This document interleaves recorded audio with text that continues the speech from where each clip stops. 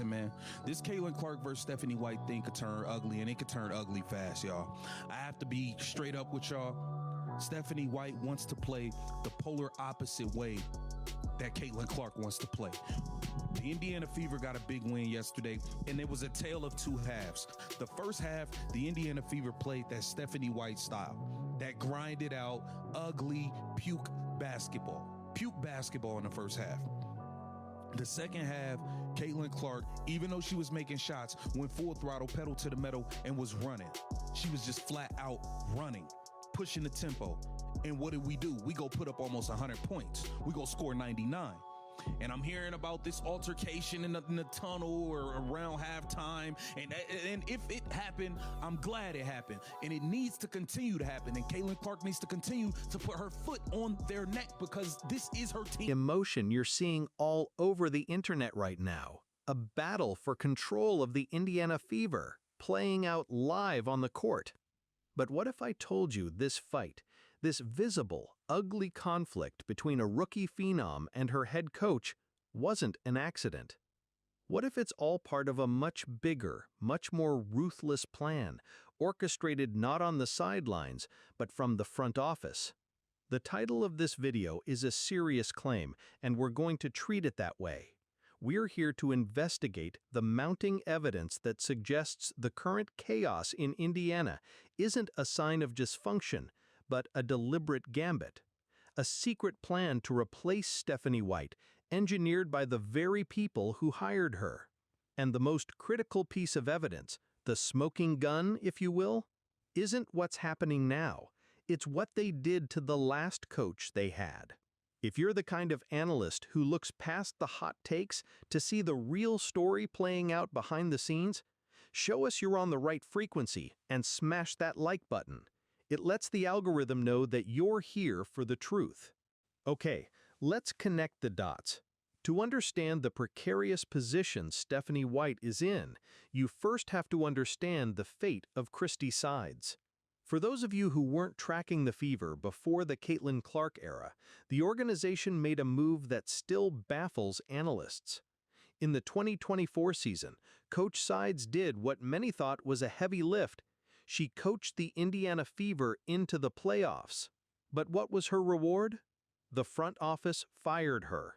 You heard that right. They made the postseason, and the coach was let go. This single act is Exhibit A.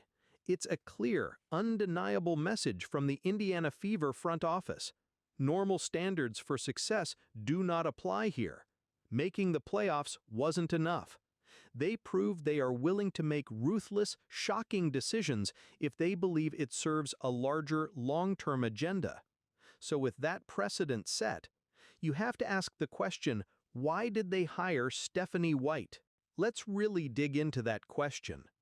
On the surface, the hiring seemed like a smart PR move. Stephanie White is a franchise legend, a former player from the Fever's glory days returning home. It's a story that writes itself. But narrative analysts like us have to look deeper. The deep search file confirms that White was available because she had just been released by the Connecticut Sun. Now, that's not a knock on her ability, but it raises a critical question from a management perspective. If you're a front office that just fired a playoff coach because the standards are now astronomically high, do you hire a coach who was just let go by a competitor? Or do you hire them because you believe they'll be compliant with a larger vision? This is where the plot thickens. The front office knew exactly who they were hiring, and they knew exactly who they were drafting. They knew Stephanie White has a reputation for a more traditional, structured, half-court offense, what some have called grinded-out basketball. And they knew Caitlin Clark is a generational offensive engine who thrives in chaos, pushing the pace and playing a fast, unscripted style. You don't need to be a WNBA general manager to see the problem here. You are putting two completely opposing basketball philosophies into the same container and expecting it to work. It was a predictable collision. In fact, some commentators saw this coming from a mile away. It was only a matter of time, bro, that Caitlin Clark was going to obviously have words with Stephanie White. We noted that she's been running this motion offense, and Caitlin Clark cannot get in the rhythm. A lot of people thinking Caitlin Clark hurt. I don't believe she's hurt. I believe Caitlin Clark cannot simply get into rhythm. That's why she has not been shooting very well. And I was one of the first people to tell y'all this was going to happen. Told y'all about a week ago, Caitlin Clark was going to come back, and if nothing is going to change, we're going to see the same Caitlin Clark we've seen right before injury. Away. He's exactly right. The system itself was preventing Clark from getting into her rhythm. This wasn't just a simple adjustment period. This was a fundamental clash between White's ugly puke basketball, as another commentator brutally put it, and Clark's pedal-to-the-metal onslaught that we saw break records in college. The front office created this friction. They had to know this clash was coming. The only logical question that follows is, why? Why set your coach and your star player on a collision course from day one? The answer to why is as cynical as it is brilliant. You set them on a collision course to create public, undeniable evidence of dysfunction. If the front office simply fired Stephanie White for no reason, they would look like tyrants. But if the team publicly melts down under her leadership, if the chemistry looks broken on national television, then the front office isn't the villain. They're the saviors who have to step in and fix a broken situation. And that's exactly what started to happen. The predictable friction between coach and star began manifesting as on-court chaos between teammates. Suddenly, the biggest story wasn't just the wins and losses, but the body language. We saw clip after clip of veteran players, specifically Natasha Howard, allegedly freezing out their rookie superstar on possessions where she was wide open. It got so bad, other analysts had to... And by the way, if you guys didn't see Natasha Howard looked off Caitlin Clark to end the third quarter. She looked off Caitlin Clark to end the third quarter in what was just incredibly dumb play. And again, I do want to apologize about the size. I do want to apologize about the size of these clips. If I make the clips any bigger, I will get copyright claims. If you're wondering why I'm not doing any breakdowns and why people aren't doing that, they're going to get copyright claims. So, if you didn't see here, Natasha Howard looks off Caitlin Clark to run to nowhere, takes 1, 2, 3, 4, about 5 steps, does the cha-cha slide, and gets it to Caitlin Clark with 3 seconds to go, and she has to shoot a tough step back. An incredibly dumb play. That's how it was described. This wasn't a one-time thing. It became a pattern. And this is where the plan starts to bear fruit. The dysfunction creates a reaction. Caitlin Clark, not getting the ball and being told to play in a system that stifles her, starts her own silent protest. And that led to one of the most viral and, frankly, bizarre moments of the season, the shoe tying incident. It sounds minor, but in the world of narrative analysis, it was a massive... So let's take a look at the clip here. People talking about body language. People talking about Caitlin is fed up. They're talking about how Howard is just selfish with the ball. Let's just take a look at it, man. So she dumps it down. Watch Caitlin's shoulders here. She kind of like, Then she goes to tie her shoes as Howard goes to work and misses the layup, man. Oh, my goodness. Now, tying your shoes is kind of diabolical. Now, I've seen it before where players take a little time to kind of tie their shoes if they're out of the play and they know they're not going to get the ball in it or something like that. But, yeah. Signal. Diabolical. That's a strong word, but it fits. This isn't just a player being frustrated. This is a player actively disengaging from a possession, sending a clear message to her teammates and, more importantly, to the thousands of fans and media members watching. Every viral clip of a freeze-out, every bit of diabolical body language builds the case. It creates a public record of chaos. The front office doesn't have to say a word. They can just sit back and let the on-court drama create the exact narrative they need, that this version of the Indiana Fever, under this coach, is fundamentally broken. That simmering on-court tension couldn't stay passive forever. A strategy of engineered chaos like this needs a singular, explosive moment to tip the scales. A point of no return that makes headlines and forces the public to pick a side. And according to widespread reports, that's exactly what the front office got. Okay, now we are entering well-reported rumor territory, but it's a story that has been covered by multiple commentators and fits the pattern of escalating conflict perfectly. The Deep Search dossier points to a specific flashpoint, the aftertime of the Indiana Fever's game against the Atlanta Dream. Word on the street, as they say, was that the conflict between Clark and White finally boiled. And it looked like Caitlin Clark and Stephanie White definitely had a situation where they was in a heated exchange right before halftime. Guys, word on the street is that Caitlin Clark and Stephanie White exchanged words going into halftime of this Atlanta Dream game. Now, I'm here to tell you, no footage has emerged of the altercation, but I'm pretty sure within a couple hours it's going to be roaming somewhere out there that this exchange happened. Over. A heated exchange is one thing, but the details of this rumor are what make it so significant to our investigation. Eyewitness accounts reported by several sports media outlets claimed that Clark, furious with the on-court freeze-outs, directly told Coach White to bench veterans Kelsey Mitchell and Natasha Howard for refusing to pass her the ball. Let that sink in. A rookie, regardless of her talent, allegedly demanding that the coach bench established veteran players. If this happened, it's a 5-alarm fire in that locker room. But from the front office's perspective, it's mission accomplished. The conflict is no longer just body language and subtext. It's now an open insurrection. It gives them the ultimate justification for stepping in later and saying, "We had to make a change. The coach had lost control of the team." This single event, even as a powerful rumor, provides the perfect cover for a future move. With the team now publicly at war, you'd expect the coach to crack down, to assert her authority.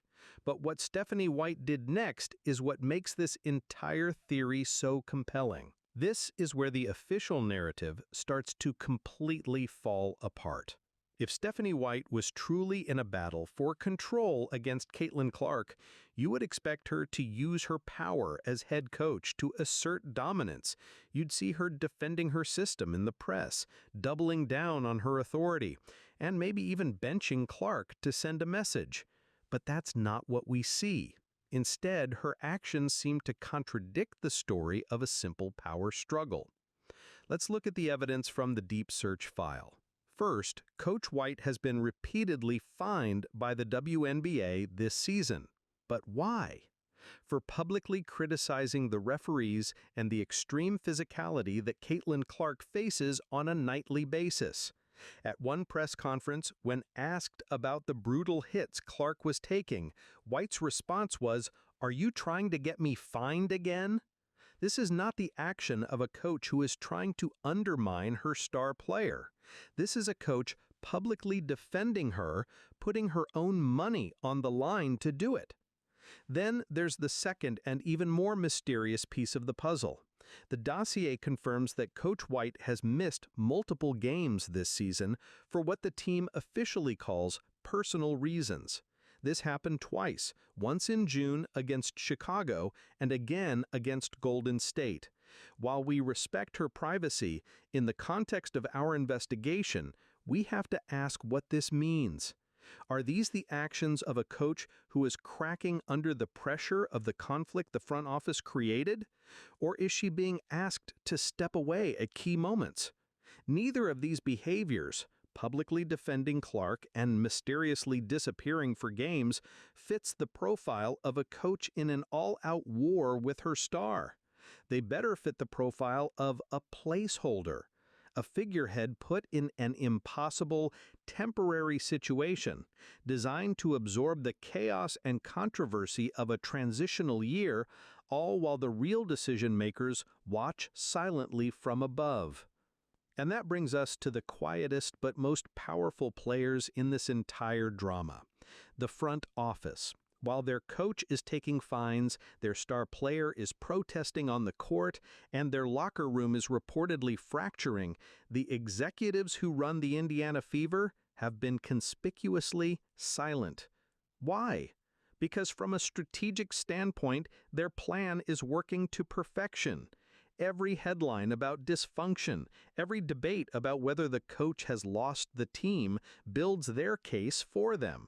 It creates the public mandate they need to make the change they were always planning to make. You have to understand, for the modern Indiana Fever, this isn't just about basketball anymore. It's about asset management, and they have the single most valuable asset in the entire league. This brings us to the heart of the matter, a philosophy that one commentator spelled out. You got to understand something, Stephanie White. You could have stayed in Connecticut. Caitlin Clark didn't go to Connecticut and join your program. You came where she was. Natasha Howard came where she was. She did not go join y'all. So don't try to come over here and take away everything that she does well and try to get her to blend into what y'all do. The fans have spoke. This Stephanie White versus Caitlin Clark thing can turn very nasty, and let's really see which way do you think the organization is gonna go. You gotta remember, Kelly Crosskoff and Amber Cox, they out here trying to sell the Indiana Fever as Apple. Apple, man, y'all ain't no goddamn app. Y'all not even Boost Mobile. You do realize this franchise didn't make the playoffs for over 10 years until Caitlin Clark got there. You do realize Kelsey Mitchell was winning like 6 games a year as a pro. She was winning like 6 games a year. This ain't no Apple. This ain't no Apple. Caitlin Clark is the Apple. Perfectly. Caitlin Clark is the Apple. That one sentence explains everything. It explains why you fire a playoff coach like Christie Sides. It explains why you'd hire a potential placeholder in Stephanie White. It explains why you'd be willing to endure a season of public chaos and team drama. Because none of that matters if the Apple is protected and ultimately given total control. She is the entire business. In that ruthless corporate framework, a head coach is not an architect, she is a middle manager. And Stephanie White's job, whether she knew it or not, may have been to simply oversee the chaotic transition period required to dismantle the old structure and cede full power to Clark completely. Her purpose was to be the face of the turmoil, allowing the front office to eventually step in, make the tough but necessary decision to replace her, and look like the heroes who restored order to the franchise. So, the theory is this. The conflict we're seeing is not a bug, it's a feature. It's the result of a cold, calculated front office gambit to create the public justification needed to make a coaching change.